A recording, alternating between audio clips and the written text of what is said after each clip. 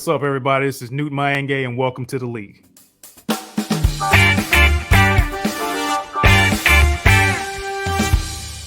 With over 40 years experience in the entertainment business as an actor, you may have seen this guy on shows like the original 21 Jump Street or X-Files. You may have also seen him in the most recent movie, Birds of Prey, the new Harley Quinn movie. Guys, I love to welcome iconic actor Steven Williams. Welcome, brother. How you doing? I'm doing great, Newton. And for the first time, I know how to pronounce your last name. Most people forget after the first time, so it takes about 10 of them. Mayenge. How you been holding up during COVID, brother? Hey, man, I'm still standing, my brother. I'm healthy. I'm alive. I'm breathing, moving under my own power, breathing freely. Been sequestered for 4 months. I discovered that it's 4 months now. I think March, April, May, June. Yeah. So since mid-February, maybe, I've been like locked up, one or two visitors in the house, my outdoor service people, my gardener, my pool man, blah, blah, blah. Only people been at my house.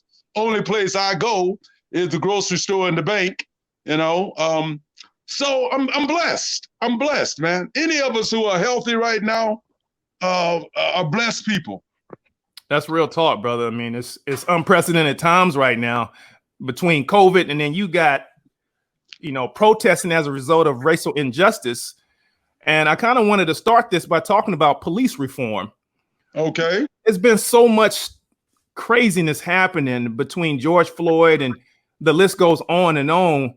What kind of police reform do you think that we need to start looking at or looking into to kind of start making some changes from a racial inequality perspective? Well, it's kind of strange because I've said, they've killed more cats since George Floyd than they had in the last year. I mean, that's the insane thing to me, that there are cops out there with the mentality of still killing unarmed black men while in the middle of, one of the most massive protests ever about that very subject.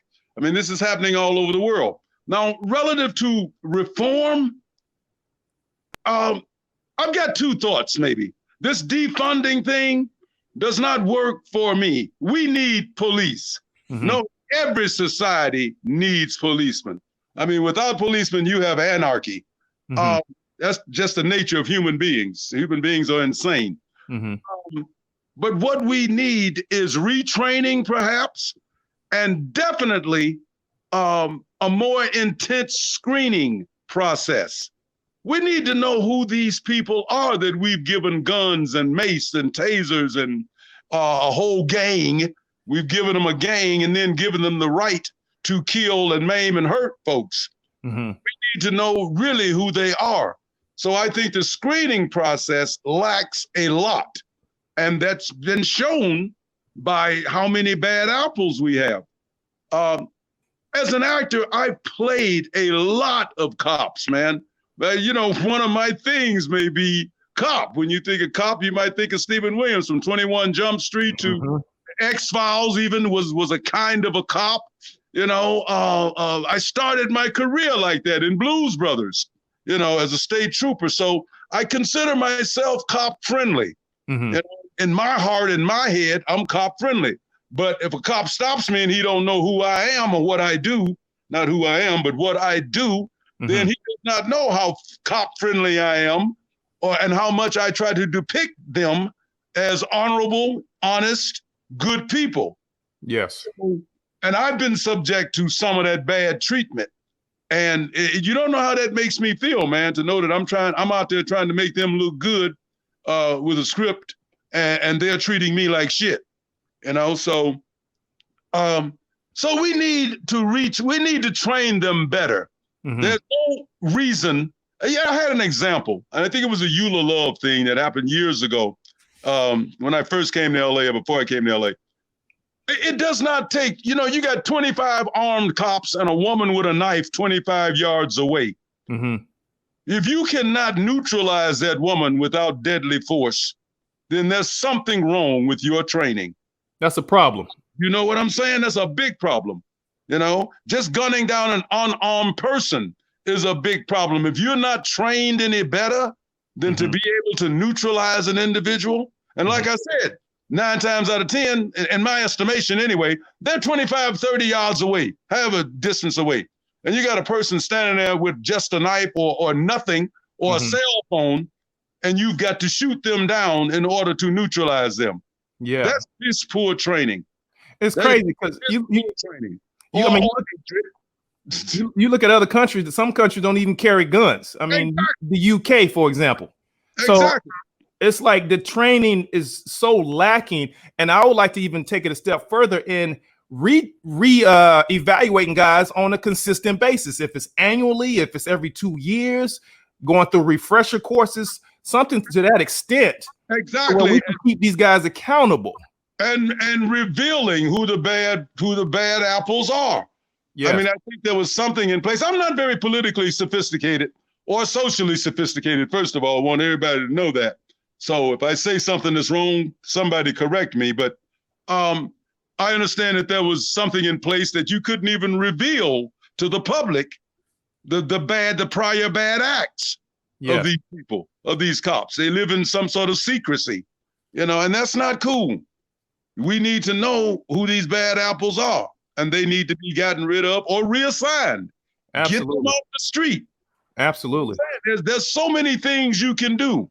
Let's take a cat who's got, 19 complaints. Let's put him behind a desk. He may be good behind a desk. He may be good at paperwork, at, order of some sort. But let's get him off the streets. Let's get that gun out of his hands and get him off the street. Or her. How do you feel the protesting has changed things versus what you've seen throughout the course of your life? I have no idea how the protesting is going to change things politically. It's nice to know, though, that the world can see all of this and that the world is now, on our side, so to speak. The negative thing, although it was an extremely good cause, the negative thing was this coronavirus. I mean, people are going, we got a spike. Hell yes, we have a spike. We just had a zillion people in the streets, shoulder to shoulder, no mask, no nothing. What the fuck did you expect? Did you expect that we would not have a spike in this coronavirus? So these protests have caused a lot of extra trouble while they've caused a lot of good. Yes. I would assume.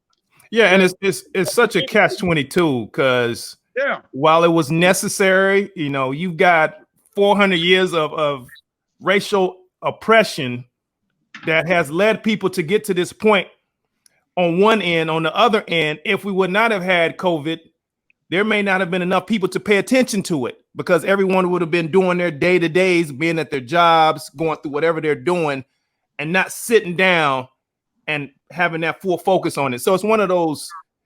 Yeah, you're right. I mean, catch-22 is sort of a good phrase as far as I'm concerned. We had so many elements operating there, and we don't know yet what the outcome is going to be. Yes. These elements and on this particular topic. We don't know how much good is being done, what's being done. There's so much that we don't know, Newton. Like I said, with no political sophistication, not a hell of a lot of social sophistication, because I've been pretty wild during my days. But we don't know. So all we can do is go through it. Yeah. Let's go through it. And I hope people go through it with open hearts and open minds. One of the things that's got to change is people's hearts. I don't care how much legislature we do, how many rules we change, how much defunding or funding we do. If people's hearts don't change, if human beings don't lock into being human beings, shit's not going to change. And we got to. I cannot understand why or what is happening with humans. I've come to a point of, I've gone through sadness, I've gone through rage, I've gone through, a whole bunch of emotions, and now I'm just brokenhearted. I'm just brokenhearted about why a human being can be the way a human being can be. You know, some of these people have never even met a black person. You know, I know black folks who have never even met white folks in 2020. But how can you hate another human being that you've never even met? I mean, it makes no sense to me. As a life form on this planet, I'm confused about our behavior. It's the craziest thing. And speaking of color lines and, you know, color stereotypes, you've been in this business for so long and you've seen the progression and changes throughout the course of Hollywood. I know I've personally dealt with stereotypes based on, because we're both dark-skinned African-American males. Yeah, I want you to play me when they do my story, by the way. I told you that one. Hey, brother, that would be an honor to do that. That would be an ultimate honor for me, brother, for real. Thank you for even mentioning that. What was the question? So you being a darker skinned African-American male in the industry, have you seen any racial injustices or experienced them throughout the course of your career? Well, way back when, I think that's not happening so much now, I think, but when I first started, you got to remember, I'm a baby boomer. So I jumped into the business back in the 70s. And back in the 70s, there were a lot of sort of stereotypical barriers. Black man with a mustache, a black man with a beard, you know, a dark-skinned black man. We were not favorable. You got to remember, Newton, we were not in favor among our own people back in the 60s. A dark-skinned Negro wasn't shit. You know, and I don't know what this streaming is about and da-da-da about my language, because I don't believe in profanity. I don't believe there's such thing as a profane word. It's just a group of letters strung together and pronounced a certain way. So I may use what we call colorful language from time to time. Yeah. But, you know, we were even a nappy-headed black nigga. You know, it was always that light-skinned nigga with the wavy hair. So we discriminated against our own selves. Wow. Historically, as a matter of fact, you know, the field Negroes were dark skinned with nappy hair. The house Negroes were light skinned with relatively, you know, with better hair, quote unquote.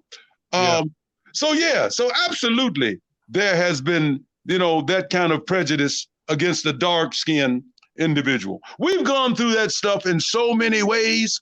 There was a time when, you know, you had to have an afro, you know, be cool. And then you had to have a process, you know, and that baldness was shorn. But now, you know, with things like Michael Jordan and you just name all the bald guys who are now, you know, our heroes, and attractive to, you know, society and to our women, et cetera, and et cetera. So we've gone through a bunch of change. They didn't know what to do with us. They brought us over here. We built the country. And then it's like that woman that won't go home. You bring her to the house, she lays you, you know, gives you all that physical pleasure, cleans your house, does your laundry, et cetera, cooks your meals, you know, and then you want her to go home. You know, and she ain't ready to do that. You know, she done laid her ground. So that's kind of how we are to America. Yeah. You know? You drag us over here forcefully. We build the country for you. Now you want to throw us out, you know, and it's insane. Do you think that mentality is insane? And let me just say something. I don't know if you're going to get to it or not, but while I got it in my head, because I jump all over the place when I'm talking. Every time a white person tells me to go back to where I came from, you got to look at that ignorant motherfucker and go, don't you realize that this is an entire country of immigrants? You go back where you came from, pal.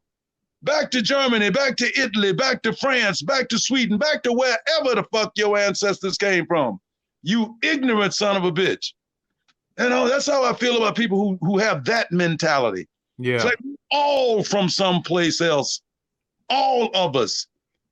You know, our bane is that we were brought here forcefully. Yeah. You know, your people came here voluntarily for supposedly a better life. And then you're going to mess it up? And it's crazy too, just to kind of branch off a little bit more. So based on your lightness or darkness is how you get respected or disrespected. Oh, Absolutely, that's happened. You know, I've seen it. Well, I've spent a lot of time, a lot of my life walking into rooms where I was the only black face there, or dark face, or Negro, or black man, or, you know, African American. Yeah. And it's still, we've almost been trained to and conditioned to feel out of place in a room full of black people. I mean, I walk in as a TV star, and I still feel out of place sometimes in a room full of white folks. Even at this late stage in my life, there's a feeling deep in me about that, you know? Like I'm out of place. I'm the only one in here. I've got to conduct myself in a certain manner, et cetera, and et cetera. So all of these thoughts and these feelings and these cultural things remain with us. And we just have to be careful not to pass them on to our children. You're right. You're right. We got to let them know we are the kings. Absolutely. And everybody, I'm not putting myself above or us above anything. I'm just saying we all deserve the same respect across the board. Absolutely. So that this darkness was a problem for a moment. And sometimes you don't even know that it's a problem. You know, there's a lot of times back in the past when it was happening and we didn't even know it was a problem. It's, what? I'm good. Why wasn't I cast? You know, why wasn't I given this or that opportunity? Yeah. And sometimes we don't even realize, you know, that somebody who's running it has a good old boy mentality. And that's why you didn't get it, or you didn't get promoted or get advanced, et cetera, and et cetera. As long as I've known you called your career or your resume, your career history. Right? I call it my job history. Where does that terminology come from? It comes from the fact that I don't have a career. Denzel's got a career. Samuel's got a career, okay? Brad Pitt has a career. Tom Cruise has a career, okay? Stephen has got one hell of a work history, all right? And I say that too because I never came into this business deliberately. Okay. I've told this story time and time again. This was not a deliberate act. This was my maker's act. You know, God, whoever you believe in. But this was my maker's act. This was dropped in my lap, all right? I didn't set out to be an actor. I never went to Juilliard or acting school or acting classes or anything. I was working in women's apparel in Chicago, just to try to shorten this up. And a lot of my clients were models, and they were female ad agency executives. And I'm selling shoes and women's clothing on Michigan Avenue in Chicago. And a lot of them said, wow, you're a nice looking man and you have a nice physique. You could probably be a model. And at the time, my best friend in life was he was the first black photographer at Playboy magazine in Chicago. Okay. Garrick Madison is his name. I like to put his name in the universe. God rest his soul. But we got together after listening to this for a while. We got together and said, let's give it a shot. And he shot a portfolio of me. And I hit the streets of Chicago as a model. A lot of magazine stuff, you know, photo model clothing, and I started to make a living as a model. And then someone asked me to do a play. And someone asked me to do another play at a community theater. And I said, yeah, their lead actor had fallen out. One of the actors, it was a 3-character play, 3-hour, 3-character play. And although it was truncated to 2.5 hours, that's still a lot of stuff for 3 actors on stage for 2.5 hours. And I only had 2 weeks to rehearse it and do it. It's called Slow Dance on the Killing Ground. It's a fabulous play. And I did this play and I got good reviews. And that's when I learned that I could act. That's when I learned that I had an affinity for acting. For interpreting somebody else's words, for interpreting somebody else's emotions. And after that, it just started to snowball. After I got that good review, I continued to model. I started to work in one of the best theater towns on the planet, which is Chicago. One of my first plays was at the Goodman Theater. And I'm on stage with Robert Guillaume, you know, coming out the box. That's why I like to call my job history like on-the-job training is where I got my training, on-the-job training. And I continued to get small roles in plays, a couple of large roles in plays throughout, the Chicago theater community. And you got to remember who comes out of Chicago, man. Me, number one. Malkovich, Cusack, Sinisi, Montagna. We got one, had the Piven. We got one hell of a legacy of theater people in Chicago. I worked with Jackie Taylor, the Black Ensemble. And eventually Hollywood came to Chicago, and I got roles in both Cooley High and Blues Brothers. I remember that. Was what brought me to LA. So that's like the general gist of it. And that's why I call my work history a work history as opposed to a career, because I have a blue collar mentality. I'm not reaching for that next rung on the ladder. I'm just a cat who wants to work and make a living. You know what I'm saying? I want to be able to pay my mortgage and pay my gas bill, my light bill, and my car insurance, and buy food and put clothing on my back. All right? That's me. That's my mentality. I'm not looking for stardom. I don't think I could stand stardom. I don't have the disposition for it. I'm too politically incorrect. So I do want to say one of my favorite roles that I ever saw you play was on 21 Jump Street. Thank you, my brother. Thank you. I had such a ball on that show. Such a good time. And it was a very significant show. Most of the stories, like Law and Order, a great deal of the stories are taken straight from the headlines, straight from the newspapers somewhere in the world, on the planet, in the US. It addressed so many teen issues. Incredible. We had incredible success with like suicide hotlines back in those days. They had hotlines.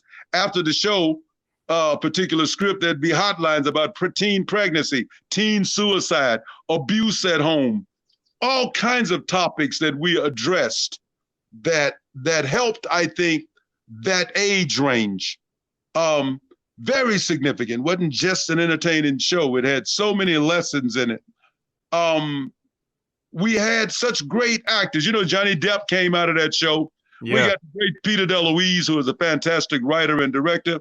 I think Dustin now has gone on back to Vietnam, where his family was in show business, and he's gone back then and developed his own production company and started to do films and stuff. Holly Robinson, little Miss Princess, just an absolute. We had some great people. And by the way, I taught Johnny everything he knows. We had some great people on that show, and that show, I think, changed a lot of people's lives. I've heard people say things to you that are incredible, and I'm sure the rest of the cast had things said to them that are absolutely incredible. Like, I came to LA because of you, or your role in this particular show changed my life, or they've told Holly and Peter and Johnny, I'm sure, and Dustin, all kinds of incredible stuff that these young people have said to us relative to how that show changed their lives. So yeah, it was a ball, man. I think that was the first time I had spent that much time out of the country too, because we shot the show in Vancouver, British Columbia.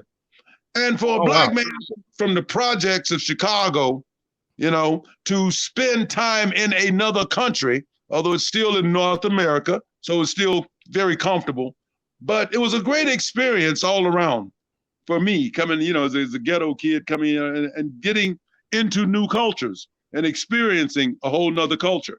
Being from Chicago and you growing up there, there's been so much gun violence that's happened, and you have little kids that have been gunned down. You have little babies being put in situations where they didn't need to be put in.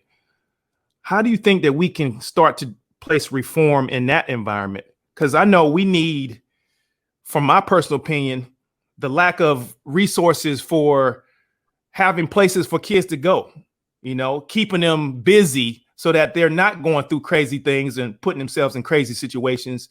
What's your thought on what needs to be done in that environment over there? We have too many layers. We have too many layers for me to even be able to address, because a lot of this stuff starts at home. We've got children having children, children trying to raise children, children with no fathers, on welfare, children who just, I lived in a world sometimes where you had to be violent. You could be the best person on the planet in your home, but you had to turn into a monster to get from your home to school. You know what I'm saying, Newton? Yeah. You had to be a badass just to travel from home to school in order to survive. So we've got so many things, and it starts in the home. It starts with good parenting. Where does a kid get the idea that he can pick up an AK-47 and go out and shoot somebody else? Why does a kid have to get on the corner and sling dope? We've got all kinds of things that causes all kinds of things. It's cause and effect. But we've taken stuff like they took art out of the schools, and they took athletic programs out of some schools. Like you said, Newton, you summed up one little portion of it. We need places for these kids to have some outlets. So many factors to why this violence is going on in Chicago, and how to stop it. But I would say to the young dudes, young people, young women, young men, don't do the white man's job for him. And I don't want that to sound racist, but you're killing each other, brothers and sisters. You are killing each other. Yeah. Come up off of them. I don't get it. And again, my disappointment with humans, how the hell are you going to kill another young brother because he's got a different color on? Because he ain't wearing red or he ain't wearing blue, so he becomes your automatic enemy. And you actually want to take his life. Do you know how precious life is? And that's another thing. A lot of these young kids don't have a sense of the value of life. They have not lived long enough, or they have lived such a piss poor existence that they don't understand how wonderful a great plate of food is, the love of another human being, a great vacation, a plane ride. I mean, they don't know what they've got to live for. In their world, they don't have enough to live for to make life that precious for them. I will kiss butt all day to get to see tomorrow, because I know how wonderful life is. Wow. You're right, brother. And until we can place value on ourselves as a culture, and as you stated, trickle that down to the kids to also have that value. That's how you start that trend of self-worth. Exactly. Thank you, Newton. Thank you. Self-worth. Great way to put it. The education has to start at home, not just for Black people, for white people and anyone else. Anybody, any human being. Because this kind of behavior is learned behavior. You're absolutely right. And as long as we can keep having conversations like this, and everyone keeps starting to be more open to having them, that's the first step in the right direction. Absolutely. When Black Panther hit, did you see a change in Hollywood when it came to African Americans? No, I did not. Black Panther was just another movie to me. Number one, I wasn't in it, so I'm still pissed off about that. Anything I ain't in, I pretty much don't give a shit about. But Black Panther didn't change anything. It was a beautiful, beautiful production. I mean, some of the artwork, some of the production work, I didn't think it was particularly outstanding in terms of, that whole Marvel culture, that whole acting thing. It was an average movie to me. I mean, I saw the movie long after it was out. I didn't see it when it first went out. But it was great to see that big of a Black production, okay? That it was a step in the right direction. And I can only talk about it from an artistic view. Like I said, I don't talk about stuff normally from political viewpoints, and to me, it was just another movie. To me, it was just right on time. Why not have a film like this with primarily Black folk starring and maybe Black folk behind the camera? Why not? Any good project always creates better opportunities for somebody. As a whole, I wouldn't have a comment on what it did as a whole, but certainly for certain individuals, it was a giant step forward. How do you see the future of Hollywood with this whole pandemic thing happening moving forward? I have no idea. None of us have any idea. I don't think it makes sense to speculate. We don't know. We don't know when it's coming back. We don't know how much in the hole these studios are going to be, both television and movies. We just don't know. I think we're gonna have to all make adjustments of some sort. It may cut down on that big money for a lot of the big money people. They may not be able to make that for a quick minute. Who knows? I have no idea, because we don't know how this thing is going to turn out for the world, man. We could be walking around in masks for the next decade, for all we know. Wow. Have you been auditioning during this time frame, or looking at projects? No, not at all. I'm not ready to go back into a studio until I'm confident they got it cleaned up. I'm cool in the gang right now. I'm one of the blessed that's cool in the gang on a very small scale. But, I could last for another couple of years without having a paycheck. Although, let me just put this out here for anybody who is with the show, Family Business, Ernie Hudson's show called Family Business. Anybody who sees this from that show, they expressed an interest in me right before this all started to do a role in that show. I'd like for them to know I love the role. I read the sides they sent me, and I'm dying to do this role if that show comes back. Okay, so it's going to be definitely a new world from what we've all experienced growing up. Yeah, there's a new world order. There's a new world order about to happen. So I just hope that it's not one of those devastating, awful, apocalyptic kind of things. We can only pray, my brother. We can only pray. Only pray. And people, get your hearts right. Get your hearts right. That would be my message. If we end in this, that would be my ending message to every person on the planet. Look into your heart and get it right. Brother, thank you so much once again for coming on the league today. It was a true pleasure to have you. It was my pleasure to be here, Newton. Thank you for having me, man. Guys, make sure you check out Steve Williams on his IMDb. Stephen Williams, 2 words. In the meantime, guys, this is Newton Mayenge. You guys, please continue to stay safe. Or Google me. Or Google them. Or Google them now. Very important. That's it. That's the resume right there. That'll keep you busy for about 20, 30 minutes. Guys, make sure you Google them. IMDb get a lot of shit wrong.